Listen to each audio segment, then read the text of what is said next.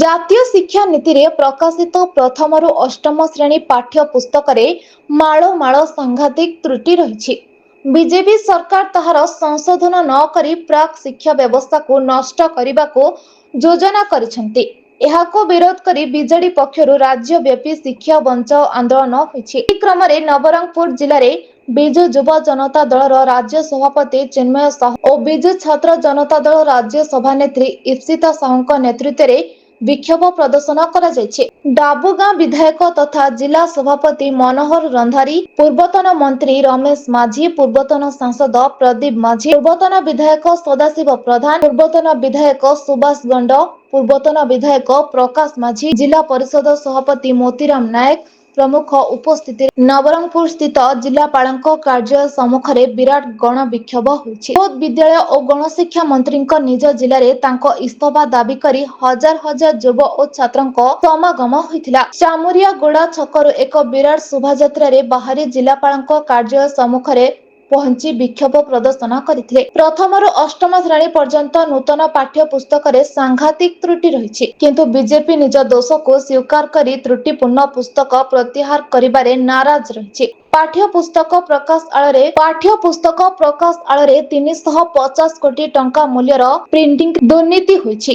ଉକ୍ତ ଦୁର୍ନୀତି ନେଇ ସିବିଆଇ ତଦନ୍ତ ଓ ମନ୍ତ୍ରୀଙ୍କ ଇସ୍ତଫା ନେଇ ବିଜେଡି ପକ୍ଷରୁ ଦାବି କରାଯାଇଛି। ସତ୍ୟ ସର୍ବସମ୍ମୁଖକୁ ଆସିଲେ ଦୋଷୀ ବ୍ୟକ୍ତି, ଅଧିକାରୀ ଓ ଏଜେନ୍ସି ଉପରେ କଠୋର ଆଇନଗତ କାର୍ଯ୍ୟାନୁଷ୍ଠାନ ଗ୍ରହଣ ନେଇ ବିଜେଡି ଦାବି କରିଛି। ଛାତ୍ରଛାତ୍ରୀମାନେ ଉକ୍ତ ତ୍ରୁଟିପୂର୍ଣ୍ଣ ପୁସ୍ତକ ପଢି ପରୀକ୍ଷା ଦେଲେ ଭବିଷ୍ୟତ ନଷ୍ଟ ହେବ, କିନ୍ତୁ ବିଜେପି ସରକାର ଏଥିପ୍ରତି ଯତ୍ନଶୀଳ ନ ହୋଇ ପିଲାଙ୍କ ଭବିଷ୍ୟତ ସହ ଖେଳୁଛନ୍ତି, ଯାହାକୁ ନେଇ ଯୁବ ଓ ଛାତ୍ର କର୍ମୀମାନେ ଦୃଢ ପ୍ରତିବାଦ କରି ବିକ୍ଷୋଭ ପ୍ରଦର୍ଶନ କରିଥିଲେ। ବିଜେପି ସରକାର ବିରୁଦ୍ଧରେ ନାରାବାଜି କରିବା ସହ ଗଣଶିକ୍ଷା ମନ୍ତ୍ରୀ ନିତ୍ୟାନନ୍ଦ ଗଣ୍ଡଙ୍କ ଇସ୍ତଫା ଦାବି କରି କୁଶପୁତ୍ତଳିକା ଦାହ କରିଛନ୍ତି। ଛାତ୍ରଛାତ୍ରୀମାନଙ୍କ ଶିକ୍ଷା ବ୍ୟବସ୍ଥାରେ ବିଜେଡି ପକ୍ଷରୁ କୌଣସି ପ୍ରକାର ସାଲିସି କରାଯିବ ନାହିଁ। ଶିକ୍ଷା ବ୍ୟବସ୍ଥାରେ ଥିବା ତ୍ରୁଟିର ସମାଧାନ ଓ ଛାତ୍ରଛାତ୍ରୀଙ୍କ ହିତ ସୁରକ୍ଷା ପାଇଁ ଆଗାମୀ ଦିନରେ ମଧ୍ୟ ଆନ୍ଦୋଳନ ଜୋରଦାର ଜାରି ରହିବ। ମୁଖ୍ୟମନ୍ତ୍ରୀ ନବୀନ ପଟ୍ଟନାୟକଙ୍କ ସମୟରେ 5T ଯୋଜନା ପାଇଁ ଓଡିଶା ସବୁଠୁ ପ୍ରଶଂସିତ ହୋଇଥିବା ବେଳେ ଆଜି ତ୍ରୁଟିପୂର୍ଣ୍ଣ ପୁସ୍ତକ ପାଇଁ ଜାତୀୟ ସ୍ତରରେ ନିନ୍ଦିତ ହେଉଛି।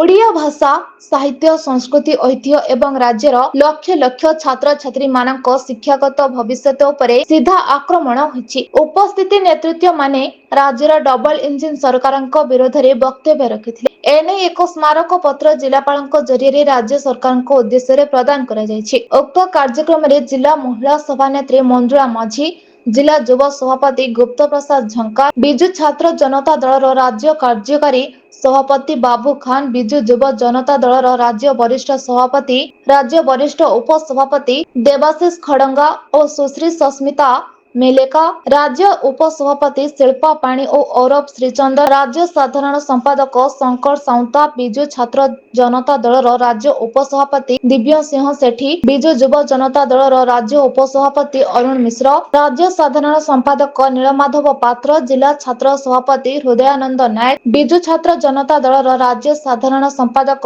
ସୁମିତ ପୂଜାରୀ ଏବଂ ମାଲକାନଗିରି ଜିଲ୍ଲା ବିଜୁ ଯୁବ ଜନତା ଦଳ ସଭାପତି ଶ୍ରୀନିବାସ ମୁଦୁଲିଙ୍କ ସମେତ ହଜାର ହଜାର ଯୁବ ଛାତ୍ର ଯୋଗଦେଇ ଛାତ୍ରଛାତ୍ରୀଙ୍କ ଭବିଷ୍ୟତର ସୁରକ୍ଷା ଦାବିରେ ଦୃଢ ସ୍ୱର ଉପସ୍ଥାପନା କରିଥିଲେ। ବାଲେଶ୍ୱର ଜିଲ୍ଲାରୁ ଦେବାଶିଷ ଦାସଙ୍କ ରିପୋର୍ଟ, ବ୍ଲାକି ନ୍ୟୁଜ ଓଡ଼ିଆ।